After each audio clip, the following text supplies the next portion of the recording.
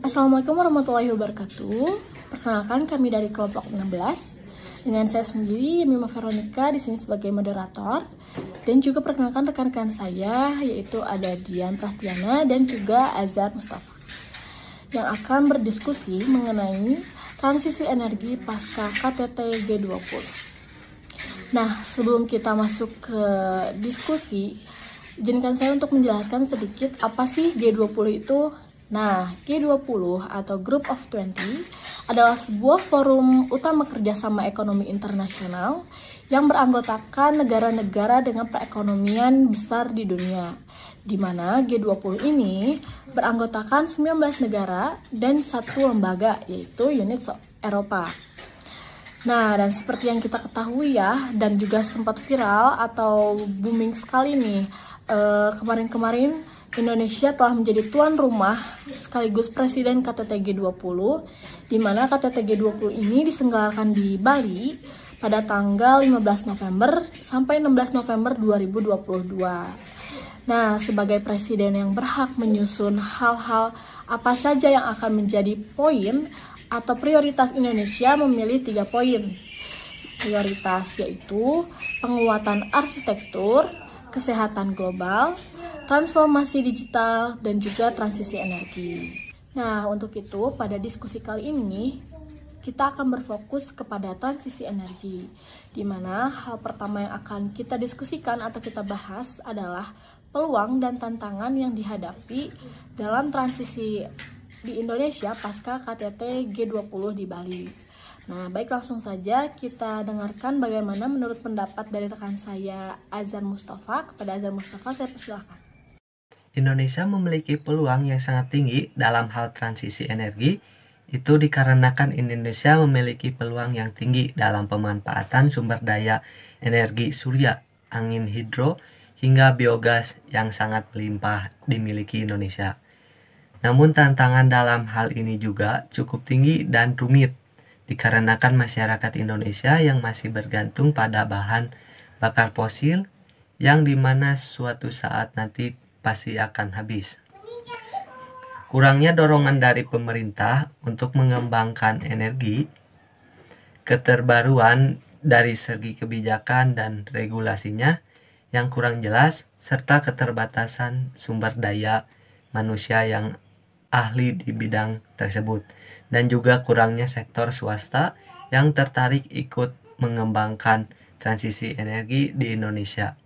Karena seperti yang sudah dijelaskan, bahwa minat masyarakat yang masih lebih memilih bahan bakar fosil, yakni kita perlu terus didorong kebijakan yang mendukung transisi energi, termasuk insentif fiskal dan non-fiskal. Dibangunnya ekosistem industri berbasis renewable energi, termasuk industri elektrik penehil yang ramah lingkungan. Terus menerus dilakukan upaya peningkatan kesadaran masyarakat untuk bersama-sama mengupayakan transisi menuju energi bersih dan terbarukan. Nah, seperti itu ya teman-teman, yang tadi sudah kita sampaikan juga dari Azhar Mustafa, bagaimana peluang dan tantangan yang dihadapi dalam transisi di Indonesia pasca KTT G20 di Bali. Nah, selanjutnya nih ya, ini sangat menarik ya teman-teman. Bagaimana sih tanggapan kita sebagai mahasiswa terhadap program subsidi mobil listrik di Indonesia menjelang tahun 2050 yang akan menggantikan BBM? Nah, untuk itu langsung saja kepada rekan saya Dian Prastiana. Silakan untuk menyampaikan pendapat serta diskusi kali untuk poin ini.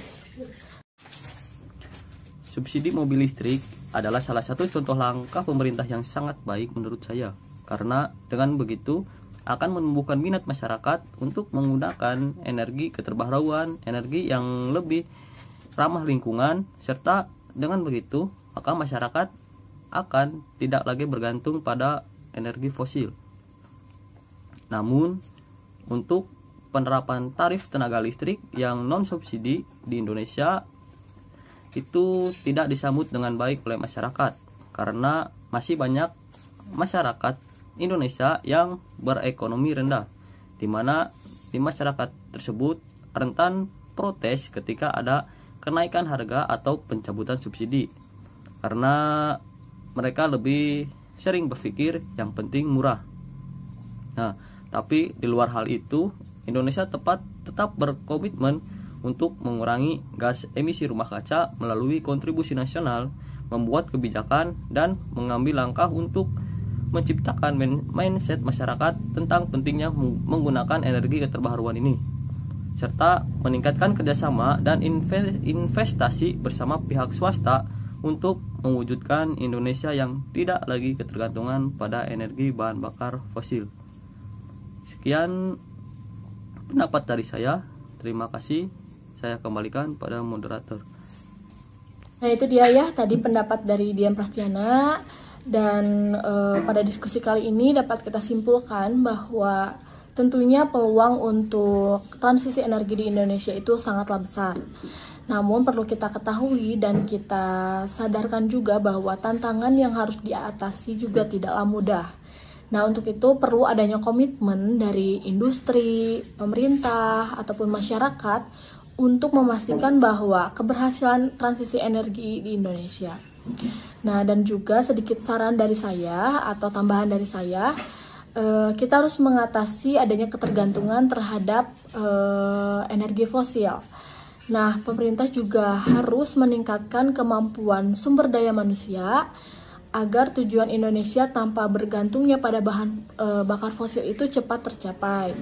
Dan semoga apa yang diharapkan pemerintah, masyarakat, dan juga semua pihak ini bisa tercapai untuk kemajuan Indonesia ke depannya. Amin.